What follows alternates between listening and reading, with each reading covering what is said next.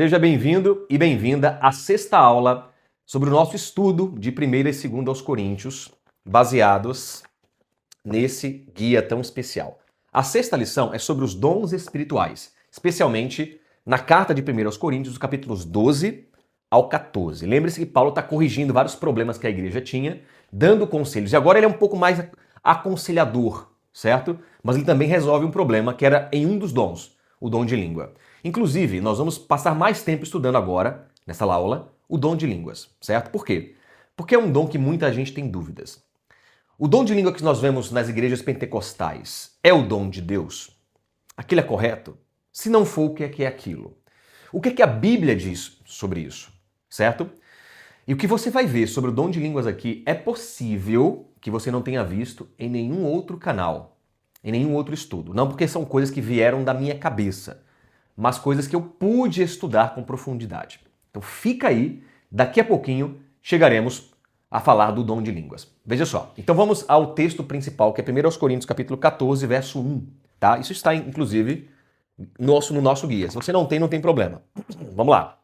Aqui diz: segui o amor e procurai com zelo os dons espirituais. Olha o conselho. Procure com zelo os dons espirituais, mas principalmente que profetizeis. Na Bíblia existe, tanto aqui em 1 Coríntios como na carta aos Efésios, existe uma hierarquia de dons. Alguns dons são mais importantes que os outros, isso é muito claro.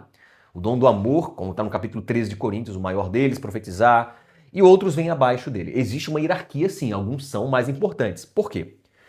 Primeiramente, entenda que Deus tem todo o interesse que sua igreja pregue o evangelho ao mundo. Só que a pregação do evangelho ao mundo é uma obra impossível. Aqui no Brasil, alguns dizem que existem cerca de 400 tribos indígenas que não conhecem a Jesus. Nunca ouviram falar, nunca viram a Bíblia, nem sabem que a Bíblia existe. Não sabem o nosso idioma, falam algum tipo de dialeto. 400 no meio, obviamente, em florestas, né? Comunidades pequenas, mas que têm que ser alcançadas. E a Bíblia diz, em Mateus 24:14, que Jesus só voltará quando o evangelho for pregado a toda criatura. Só no Brasil, um país extremamente cristão, né? Foi fundado pelo cristianismo, no ano 500 ali pelo catolicismo, existem mais de 400 tribos, digamos, que não conhecem. Quando a gente olha ao redor do mundo, é muito mais. É uma coisa impossível de ser feita. Pregar o evangelho é algo impossível. Eu faço missões em outros países, posso garantir para você, é impossível. É por isso que nós precisamos de um auxílio divino. E um deles são os dons espirituais. É Deus capacitando sua igreja, dando ferramentas para sua igreja para que a obra seja concluída. E há muitos dons que a gente poderia citar aqui, certo? A lição, ela se deteve em falar especialmente de 3 dons. O dom do amor, que é curioso, né? O amor vem de Deus. Deus não tem amor, Deus é amor. Ele é a essência. Então ele comunica o amor, ele dá o dom do amor. Ele está, na verdade, doando quem ele é. Algo que é próprio da sua essência. Então, o dom do amor, amar é um dom de Deus, não é natural do ser humano. Ah, mas uma mãe ama naturalmente um filho. Tem mães que tiram o filho, matam o filho no ventre. Ou quando nascem, jogam na lata de lixo, jogam no rio para afogar, ou doam para alguém, ou mandam a criança embora. Então, não é automático, certo? É mais difícil acontecer numa mãe, mas o amor não é automático. O amor é um dom divino. Também a lição fala sobre profetizar, tá? O dom de profecia. O dom de profecia não é apenas revelar o futuro, mas pregar no presente. É falar em nome de Deus uma mensagem para agora. É um dom muito importante. E falaremos também, como a lição menciona aqui, sobre o dom de línguas, que é menos importante que esses dois, mas tem grande valor também, ok? Veja, eu vou avançar um pouco porque eu quero falar especialmente sobre o dom de línguas com vocês. Perfeito? Olha só. Então, quando a gente pega essa lição, a gente vai perceber que existe uma diversidade de dons, vários dons, e Deus dá os dons com o propósito de pregar o evangelho, mas conforme a sua vontade, não a vontade humana. Isso aqui é muito importante, certo? E Deus dá os dons com fim proveitoso, não é para nos satisfazer, mas para a pregação do evangelho. Vamos ver isso na Bíblia? 1 Coríntios, capítulo 12, vamos ver o versículo 7. A manifestação do Espírito é concedida a cada um visando a um fim proveitoso. Então Deus não vai dar um dom, eu não posso pedir um dom para eu ter um prazer ou uma confirmação de um chamado, ou a confirmação de que eu fui perdoado. Há muitos cristãos que querem, por exemplo, o dom de línguas, porque é uma confirmação de que, eu fui aceito por Deus, eu sou usado por Deus, eu sou importante para Deus. Não, não é isso. Quando nós nos batizamos, nós somos ali aceitos, nós somos ali recebidos no reino de Deus. Nós não precisamos de um dom espiritual para isso, certo? Agora, a Bíblia fala que quando nós somos batizados, recebemos o dom do Espírito Santo. Ali começa a capacitação para a pregação do Evangelho. Porém, entenda uma coisa, Deus vai dar conforme a sua vontade. Veja como diz o que diz aqui, ainda no capítulo 12, versículos 8 em diante. Porque a um é dada mediante o Espírito palavra de sabedoria. É um dom de Deus, como Deus deu a Salomão. E a outro, segundo o mesmo Espírito, a palavra de conhecimento. Verso 9. A outro, no mesmo Espírito, a fé. E a outro, no mesmo Espírito, dons de curar. Você percebe que existem dons diferentes que Deus dá para pessoas diferentes. Deus escolhe isso. E como é que Deus escolhe isso? Como é que a gente sabe? Verso 11.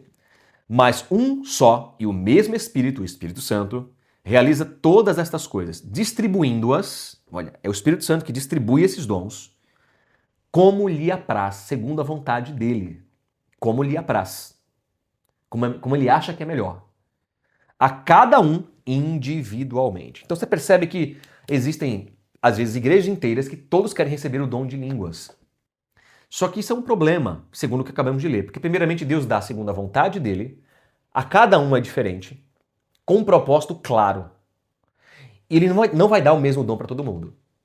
Então já deixa a gente olhando para esse fenômeno do pentecostalismo no Brasil, do dom de línguas, com um pouco de reticência. Peraí, estranho, né? Outra coisa que eu também vejo se você é pentecostal, eu quero que você entenda que eu tenho uma visão diferente da sua sobre o dom de línguas, e eu falo com muito carinho e respeito. Você é meu irmão na fé, ok? Eu não me julgo melhor do que você, porém eu penso diferente de você sobre a questão do dom de línguas. Até porque quando a gente vê a história da igreja, a gente percebe que em Atos 2, Deus manifestou o dom de línguas ali no Pentecostes, certo? E depois nós temos toda a história da igreja, por cerca de 1800 a 1900 anos, onde esse dom parece que não voltou a ser manifestado. Aí vem o início do século XX com o pentecostalismo e vem esse fenômeno que nós vemos até hoje. Então será que durante 1800 anos Deus não deu esse dom para ninguém? Será? Porque não há relatos, simplesmente não há relatos em todo o cristianismo de que esse dom de falar línguas estranhas, como acontece nas igrejas pentecostais, de falar em línguas que ninguém entende, que a própria pessoa não entende, e muitas vezes em voz alta, às vezes até gritando, não há nenhum relato durante 1800 a 1900 anos. Depois de Atos 2, aí vem um ponto. Será que em Atos 2, o que eles falaram a língua é a mesma que nós vemos hoje nas igrejas pentecostais? Esse aqui é o ponto. Esse aqui é o ponto. Ok? Já chegaremos lá. Então, nós vimos aqui que há uma hierarquia de dons, nós vimos que o amor é o mais importante, profecia vem em segundo lugar, e há outros, certo? Nós vimos, a gente vai ver isso mais descrito no capítulo 12, não vou ler agora devido ao nosso tempo. Mas veja só, uma outra coisa que é muito importante nós entendermos que Deus, o apóstolo Paulo está muito preocupado aqui com a unidade da igreja. Nós já vimos isso em lições anteriores, em estudos anteriores. E o dom de línguas, ele precisa ser unificador. Os dons espirituais precisam ser para gerar unidade na diversidade. Vários dons, então existe uma diversidade, mas tem que haver uma unidade. E a unidade de quê? Da doutrina, a unidade da pregação do evangelho. É uma unidade para que avance a causa de Deus, todos dentro da mesma mensagem, do mesmo propósito, para que não haja divisões. Então, cada um buscando a sua própria coisa, do seu jeito, não vai funcionar. Mas quando Deus escolhe, a coisa funciona, porque Deus organiza do único jeito que funciona. Ele coloca as peças onde devem ser encaixadas. Bem, então, diante disso, eu quero ir com vocês para falar rapidamente sobre o dom do amor, ok? Capítulo 13 de 1 Coríntios, existe um hino muito lindo sobre o amor. Quantas canções cristãs foram feitas através desse hino bonito, até mesmo, curiosamente, né? A primeira vez que eu vi esse texto foi uma canção não cristã, quando eu era criança, de uma banda de rock do Brasil que falou isso aqui. Ainda que eu falasse a língua dos homens e dos anjos, sem amor nada seria. É um texto muito conhecido e lindo da Bíblia. Porque o amor é o dom mais importante. Então observe bem isso. Quando você pega todo o contexto de 1 Coríntios, de Corinto, da igreja de Corinto, os problemas que a igreja enfrentou, o amor é a grande solução. E o amor é um dom divino. Deus não tem amor, Deus é amor. Deus, quando comunica amor para a sua igreja, ele está comunicando a sua essência. O amor resolve quase todos os problemas dentro de uma religião, de uma família, dentro de uma sociedade. Então o amor é o dom que a gente mais deve buscar. Ele é o mais importante, certo? E você vai encontrar isso em todo o capítulo 13. Olha como é bonito nas palavras. Vou ler algumas palavras com você, verso 4 em diante. O amor é paciente, é benigno, o amor não arde em ciúmes, não se ufana, não se soberbece, não se conduz inconveniente, não procura seus interesses, não se exaspera, não se ressente do mal, não se alegra com a injustiça, mas regozija-se com a verdade. E olha o verso 7, que é o último que eu vou ler agora. Tudo sofre, tudo crê, tudo espera, tudo suporta. O início do verso 8, o amor jamais acaba. Então existe uma linda poesia para nós nos deleitarmos e buscarmos aqui. Mas vamos então ao dom de línguas. E agora eu vou ler com vocês aqui, capítulo 14, onde Paulo está orientando a igreja sobre o dom de línguas. Observe bem o que eu vou falar para você agora. Paulo deixa claro que o dom de línguas não é o mais importante. Isso é muito claro. Mas ele fala muito sobre o dom de línguas aqui. Por quê? Por quê? Porque havia um problema, entre tantos outros em Corinto, sobre o dom de línguas. Então ele está corrigindo um problema. E é aqui que eu quero falar com você, porque muita gente não percebe isso. Existe um contraste aqui de palavras que você vai ler junto comigo agora, que mostra que Paulo está corrigindo um problema. Porque a gente às vezes estuda outras pessoas falando sobre dom de línguas, pessoas que não são pentecostais, inclusive, que não creem no dom igual aos pentecostais, mas não observam que o que é eles falam que é o dom de línguas, mas eles não dizem qual o problema que existia em Corinto. Qual era o problema que existia? Por que Paulo está corrigindo alguma coisa? Será que o dom de línguas que existia em Corinto era o correto? Ou não era? Porque se era o correto, por que Paulo estava corrigindo? Uma vez que foi Deus que deu aquele dom para aquelas pessoas. Paulo não tem o que corrigir. Então havia um problema ali. Eu quero que você venha comigo a 1 Coríntios, capítulo 14, e veja, vamos ver vários versos agora. Primeiramente, verso 14, verso 1. Segui o amor e procurai com zelo os dons espirituais, mas principalmente que profetizeis. Paulo já diz, profetizar é mais importante que dom de línguas. Certo? E aí ele começa agora um contraste, preste bem atenção na leitura. Preste bem atenção. Verso 2. Pois quem fala em outra língua não fala a homens, senão a Deus, visto que ninguém o entende, mas em espírito fala mistérios. Então Paulo está dizendo que quem fala em outra língua fala algo ininteligível, ninguém está entendendo. Só Deus está entendendo, nem a própria pessoa está entendendo. Mas eu quero que você se atenha a uma expressão. Não sei se você pegou aqui. Eu vou ler agora um outro texto com vocês para ver se você pega, tá bom? Vamos no verso 5. Eu queria que vós todos falasseis em outras línguas. Você está notando alguma diferença aqui? Paulo disse no versículo 2, quem fala em outra língua, no singular, ninguém entende. Mas eu queria que vocês falassem outras línguas, plural. Percebeu? Paulo está fazendo uma distinção aqui. Há uma coisa que é a tal da outra língua e há outras línguas. Paulo está fazendo claramente, ao meu ver aqui, uma distinção entre as duas coisas. Ele está criticando essa tal da outra língua e está incentivando a igreja a ter outras línguas. Vamos ver isso aqui agora com cuidado, perfeito? Por exemplo, veja agora o versículo 4. O que fala em outra língua, a si mesmo se edifica, mas o que profetiza edifica a igreja. Então, o outra língua, ele mais uma vez critica, olha, ninguém está sendo edificado. Ninguém está sendo edificado com essa outra língua, certo? Só você está se sentindo bem ao falá-la.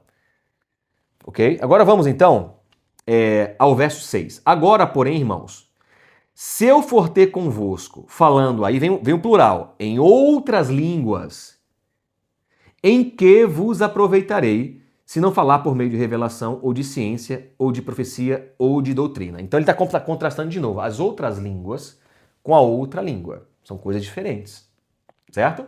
O plural do singular. A gente pode continuar vendo isso aqui. Quando você vai lendo todo o capítulo 14, você vai ver, por exemplo, aqui, ó, verso 13. Pelo que o que fala em outra língua deve orar para que a possa interpretar. Essa língua aí que ninguém entende, ore para que alguém interprete. Porque ninguém está entendendo. Isto é, ninguém está sendo edificado. Verso 14. Porque se eu orar em outra língua, o meu espírito ora de fato, mas a minha mente fica infrutífera. Eu posso estar fazendo uma oração, né, com toda boa vontade, falando nessa outra língua aí, mas não tem fundamento, ela é infrutífera, ela não tem propósito. Essa tal da outra língua. Agora, quando Paulo fala sobre outras línguas, ele fala de maneira diferente. Verso 19. Você está entendendo já ou não? Já vou explicar tudo. Verso 19. Contudo, prefiro falar na igreja 5 palavras, com meu entendimento, para instruir outros a falar 10.000 palavras, plural ou singular que está aí na sua Bíblia, em outra língua. Em outra língua. Eu prefiro falar 5 palavras que eu entendo, que todo mundo entende, do que eu aqui instruir aos outros com 10.000 palavras nessa tal da outra língua aí. Paulo está mostrando o seguinte, essa outra língua que vocês estão falando na igreja aí não edifica. Outras línguas, sim. O que é que Paulo está dizendo? Existe um dom de línguas verdadeiro e um dom falso. O dom verdadeiro é falar em outras línguas, plural, falar em outros idiomas. Ser capacitado para pregar o evangelho em outros países, em outros dialetos, em outras localidades. Outras línguas. Esse é o dom de línguas verdadeiro, desde Atos capítulo 2, no Pentecostes. E durante toda a história cristã. Então o dom de línguas nunca cessou. Do início da igreja cristã até os dias de hoje, Deus capacitou missionários, pessoas enviadas, aprendendo novos idiomas para pregar o evangelho. Você sabia que para que uma pessoa receba a Bíblia pela primeira vez num outro idioma, aqui no Brasil, pelo menos numa comunidade indígena, por exemplo, o missionário é enviado, aprende a cultura, aprende o idioma, cria um vocabulário, cria uma gramática, para depois começar a traduzir a Bíblia. Isso leva 40 anos. 40 anos. Só que isso é um dom que Deus dá. Então Deus capacita a sua igreja. E eu conheço tantos missionários que rapidamente aprenderam o idioma. Eu conheço um já falecido, pastor Volter, que aprendeu inglês em 3 meses. 3 meses. Você tem noção do que é isso? Aprender a falar inglês em 3 meses. Ele não é um homem genial, ou não era.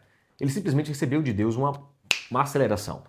Fez a parte dele, estudou, mas aprendeu muito rápido. Esse é o dom de línguas. Agora, o que é essa outra língua que Paulo está criticando, dizendo que ela é infrutífera? Que ela só edifica aquela pessoa, que não edifica a igreja, que ninguém entende. E Paulo até diz no verso, como nós vimos no verso 13, né? Olha, se alguém ora em outra língua, deve orar para também, ou fala em outra língua, deve orar para que alguém interprete. Paulo está sendo irônico aqui, ao meu ver. Ele está sendo irônico. Essa tal da outra língua era uma manifestação, possivelmente uma manifestação que existia dentro da igreja de Corinto, que veio do paganismo. Muitos dizem que era o culto a Dionísio, onde no culto a Dionísio havia essa tal da glossolalia, né? As pessoas começavam a gritar, começavam a ter um êxtase e falavam uma língua de certa forma estranha. E é possível que Corinto, a igreja de Corinto, tenha assimilado isso e levado isso para o culto. Então eles falavam uma língua estranha que ninguém entendia no momento de culto da igreja. E Paulo está dizendo, essa língua aí não tem utilidade. Não tem utilidade. De maneira irônica, como é própria de Paulo também, mas direta, Paulo está dizendo, essa língua não edifica. Agora, outras línguas eu queria que vocês falassem. Até porque Paulo era poliglota, por isso ele pregou a tantos lugares. Ele falava pelo menos 3 idiomas, né? O aramaico, falava o grego, muito provável, e o latim. Provável não, ele falava com certeza. E o latim. Essas 3 é quase certeza que ele falava, talvez umas outras. Veja, eu vou encerrar essa aula porque eu entendo que a maior controvérsia que existe é sobre o dom de línguas. Muita gente não compreende. Eu espero que tenha ficado claro para você. Havia na igreja de Corinto um problema, a tal da outra língua. Uma língua que é muito semelhante, que se fala em outros lugares por aí, e que não é o dom de línguas da Bíblia. E Paulo está dizendo, não serve para nada. Não tem utilidade. Por mais que vocês gostem, por mais que vocês se sintam bem, não tem a utilidade que um dom é concedido, que é a pregação do Evangelho. Agora eu queria que vocês falassem outros idiomas, outras línguas. Isso eu queria. Eu vou encerrar aqui dizendo para você, se você é pentecostal ou não, ou vai conversar com um irmão pentecostal, tenha carinho por essa pessoa. Você que é pentecostal e me ouve, tenha carinho também pelo que você está ouvindo. E considere, porque na Bíblia não existe esse dom que é manifestado dentro de igrejas pentecostais. É o que eu creio. Eu não creio que você é uma pessoa eu não creio que você seja uma pessoa perdida. Eu não creio nisso. Eu não estou dizendo isso. Porque só Deus pode dizer isso sobre mim e sobre você. O que eu estou dizendo, e creio, segundo o que li na Bíblia, é que esse dom não é o dom de línguas da Bíblia. Ele não é. Ok? Então, recomendo você a estudar com carinho esse texto, rever essa aula em oração e buscar o verdadeiro dom. Eu faço missão em outros países. E eu falo inglês e arranho um espanhol, mas posso dizer que falo bem inglês.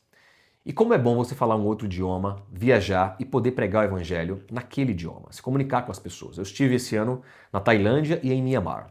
Eles falam tailandês, falam birmanês, falam karen, são línguas que eu não sei absolutamente nada, mas por saber inglês eu conseguia conversar com alguns que sabiam inglês e eles interpretarem para as pessoas que estavam ouvindo o evangelho através de mim. Então, esse dom é maravilhoso, o dom de línguas, que é para que o mundo inteiro receba a mensagem do Evangelho. E Deus capacitará todos aqueles que a buscarem. Bruno, eu não sei nada de línguas, de inglês, etc. Não importa. Quando o dom vem, ele é acelerado, porque ele é abençoado. Ele vem do Espírito. Que Deus te abençoe, busquem os dons, especialmente o do amor, de profecia, e quem sabe, se você precisar, o dom de línguas também. Até a próxima aula.